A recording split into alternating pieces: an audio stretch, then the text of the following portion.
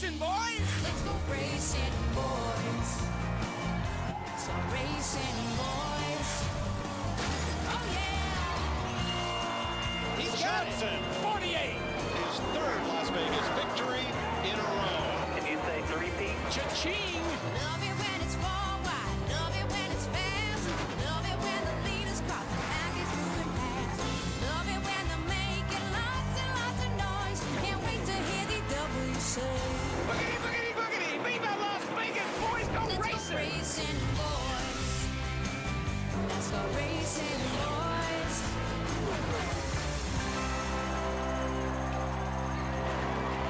Fox Sports welcomes you to Las Vegas, where everything and everybody is a show. Today, America's best drivers take to a mile-and-a-half stage. Jimmy Johnson has been the showstopper here, winning the last 3 races at Las Vegas Motor Speedway. More than 150,000 people in attendance. There are high stakes in the high desert, and there'll be high drama in high def. This is NASCAR on Fox. It's windy and sunny at the Las Vegas Motor Speedway. Remember, what happens in Vegas, you'll be able to see from the best seat in the house. And you've been comped into the Hollywood Hotel and Casino. We're ringside on this sunny, windy day. It's where America gathers every weekend for NASCAR. Along with Darrell, Waltrip, Jeff Hammond, Chris Myers, thanks for being with us. They thought MGM was a Roman number, but they're catching on. Hey, we kid because we care. I'm not carrying luggage this time. Okay, he's a I'm team. not valeting cars. He's a team player. I'm through with that. We got our high-def makeup. I look like Andy Rooney without that high-def makeup, okay, so it really helps. All right. Hey. Mickey Rooney. All right, Mickey Rooney's first. All right, 2 races in. This is our 3rd race. What's catching your attention so far? You know what I've noticed a lot is teamwork. The drivers today seem to embrace that concept a lot more than maybe some of us drivers from the past. Working together. Think about last week at California, for instance. Jeff Gordon's out there, got a mile lead on everybody, gets paper on his grill, slows down, lets his teammate Jimmy Johnson come up. He gets in behind him, sucks the paper off his grill, and he continues on. And if you look at the finish from Daytona, all team cars working together. Yeah, but when it comes to Las Vegas, Chris, you got to be looking at the fact that this is a big money race. It's the 5th highest paying, as far as the winner's concerned, over $400,000. And when you think about big money races, well, you got to come up with guys like Jimmy Johnson, Matt Kenseth, Tony Stewart. They're going to be up there, really going for it here today. This is a race you really want to win. All right, Friday and Saturday, we've already had 9 crashes, Darrell, in practice and in qualifying. Is it the drivers at the track? Oh, this track's a lot like Dick Berggren. It's just matured a lot. From a year ago, and it's aging, and I think the track's lost some grip, and the guys came here and tested. Totally different climate conditions. It was cool, overcast. They thought these cars really had a lot of grip. They've struggled here this week trying to get a setup that'll work on this slick, hot racetrack. And on top of all that, you've got wind going up today, these big gusts and everything like that. It's really going to wreak havoc on this. What you saw earlier this week, you're going to see more of today. A lot of wrecks probably. There is a wind advisory. That's not just me talking. Shut that door. Gust up to 40 miles per hour. All right, this is the 3rd of 36 races in the Sprint Cup schedule, but after last weekend, the season already feels like a marathon. The race at the Auto Club Speedway turned into the 24 hours of Fontana. We had 87 laps that were run. There were red flags, there were yellow flags, eventually white flags, weeping of the water from below the track surface, a surrender to the rain. The race officially stopped about 2 a.m. Eastern time. But we did want to thank the millions and the millions of viewers who stuck by and watched through thick and thin and wet and dry. We really appreciate that. And we invited you to go to foxsports.com and help name the Gopher in our new Gopher cam. That's the camera embedded into the track that gives us an exceptional subterranean view. That. Is that anywhere near the Mediterranean? No, it's different. But after 400,000 hits on our website, we have a winner. You named the Gopher cam Digger. Digger! What do you think? I like Digger. I think it could be Digger, Little Digger. It sounds good. He's down in that hole, and he's digging, baby. Oh, no, I appreciate all the fans that voted for him. Oh, yeah. That was right. Welcome to our team, Digger. Yeah. And we had a great time thinking of the names for Gopher Camp, waiting for the track to dry and interviewing drivers and making Dick Berggren old age jokes. But on Monday, it was time to once again, as the song says, Darrell, right? Let's go. Yeah, biggity, biggity, biggity. Let's go racing, boys. Viva Las Vegas. Well, I got him now, boys. I'm going to reel him in. Carl Edwards wins the Auto Club 500. Backflips his way into victory lane. And joining us from down on the track, the driver of the 99, Roush Fenway Ford, the winner last week. He shares the front row with pole sitter Kyle Busch today, Carl Edwards. And Carl, thanks for being with us. Congrats on the win. And with the wind today and this track, what we've seen this weekend, what kind of race can we expect? I think we're going to have a really good race. I think it's going to be a wild one, though. I'm just glad I stole Dick Berggren's headphones so he couldn't hear all that stuff.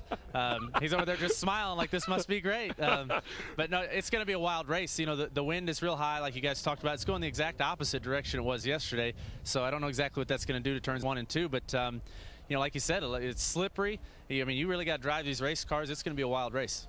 Well, Carl, coming in here, you guys are on a roll winning at California, and you came so close to getting that pole the other day, right there at the end. I mean, it looked like you put down the perfect lap, but your buddy Kyle Busch right there, all of a sudden, he kind of snookered and jumped in there and took out and away from you. Yeah, Kyle's got a little bit of that, you know, that hometown motivation going on here, and he did it, man. But I told my guys, I said he can have it. I couldn't have run his lap if I had 100 tries. I was shaking after I got out of mine. So, you know, it was a good lap for us, so it got us a good pit stall, and you know, hopefully we can just hold him off. There's some fast cars out here today. Hey, Carl, it's DW, and now trust me, I'm not trying to start it. Where do you start? There you are. We're starting second. Who's starting third? Mark Martin's starting third. And had a little problem yesterday in the closing laps. Yeah, he better stay out of my way. That's all I have to say. Oh, boy. Now that's my Carl right there. Yeah, I just wondered. You were awfully nice to him for what happened yesterday. No, we're good. I mean, I thought about it while I was sitting there banging off the wall.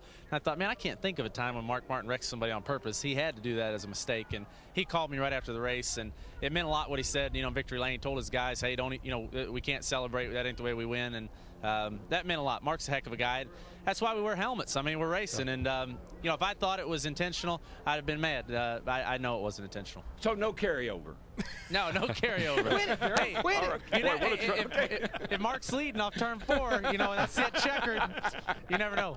Before we let you go, while we're on this, fans ask us about Matt Kenseth, your relationship. Darrell talked about teammates, so off to a great start this year. How is that relationship with Matt Kenseth? It's good. It's good. You know, he was one of the first guys to call last week and congratulate me. And, you know, the bigger picture that, I mean, what happened between us last year was one day. And the bigger picture is, you know, he sacrificed his personal team with, you know, Robbie Reiser being able to go to managerial position at Roush Fenway. And we all know that. We all appreciate that. And we're all working together, and I think we're stronger than we've ever been. Great. Well, thanks for handling the questions. Have a great race, Carl. Thanks. And I'm not trying to start anything, Carl. Darrell, quit it. It's cool. We hope to see the backflip. That's always entertaining. Good luck, buddy. We Good thank job. Carl Edwards for that. You better watch that Roush bunch, because what's been going on so far, they're starting to work together, like Darrell said, like a team more than ever, and they could be really tough here. People ask me all the time, pick a driver that you'd like to have start a team with. That's my pick. Yep. I love that guy. He can get it done, and I love his attitude, and he's a great driver. Got some passion, too, doesn't he? Yeah, I like that. A little fire. If Mark Martin's in his way, we'll watch for that. All right, we have more cameras, more reporters here than any Vegas hotel, and our team doesn't need to hide behind mirrors. So let's start our Fox Watch up in the booth. Our car counters, Larry McReynolds and Mike Joy. Guys? I'm still reeling from the "we're not trying to start anything" comment, but that's okay. We've had, as you mentioned, 9 crashes in the Cup Series this weekend involving 10 cars, and yesterday, Larry, record number of cautions, 16 cars wrecked. Turn 4 has been Calamity Corner. There's a 40-mile-an-hour wind gusts across turn number 2. What do you expect? How do you compensate? Well, I think Jeff Hammond said it best. There's no question that wind is going to play havoc with these guys, because the last 2 days we've not had a lot of wind, and these guys, you're just always on the edge here, because you're at a 1.5 mile racetrack and you're running speeds getting off in the corner faster than we did at Daytona 2 weeks ago. So you're right on the edge anyhow. You can run side by side here, but the problem is turn 2 and turn 4. It narrows down, and that's where you got to be careful, especially with that wind pushing these cars around. I expect Digger will be tunneling for cover long before this one's over, Chris. All right, we'll keep an eye on Digger. Our gopher. Let's check in with our team of pit reporters. Headlining in Vegas, Dick Berggren, Steve Byrnes, Matt Yocum, and Krista Voda. We start our Fox Pit Watch with Krista. Hey, Krista. Despite leading 111 laps last year, Jeff Gordon did not win this race. Now Big Daddy wants a date with Lady Luck. I'll talk to Jeff Gordon. One driver chasing a number of historical marks in 2008. The first item on the agenda, a four-peat right here in Las Vegas. I'm going to ask NASCAR's most popular driver the question you want the answer to. Kyle Busch is the hottest thing on 4 wheels. He's on the pole position and a Vegas native. Does his hot streak continue? We'll ask him. All right, thanks, Steve. We have a lot more to go here from Las Vegas. Here's what's around the turn. Hometown driver Kyle Busch spending some time with the local school kids, and their questions were harder than concrete. Find out if the points leader gets straight A's or detention. And Jeff Hammond goes under the hood. at one of Las Vegas's biggest attractions to see how it works. Plus 3 and 4 wide, that's amazing, but master magician Lance Burton shows us some of his own magic tricks. And the drivers reveal their hand and tell us the person they want to meet most on today's hit list. Plus, DW and Jeff do some trash talking in the AutoZone pit zone. And another show of gas and go. That's all before the final curtain. We're glad you're with us. Wow, for NASCAR on Fox.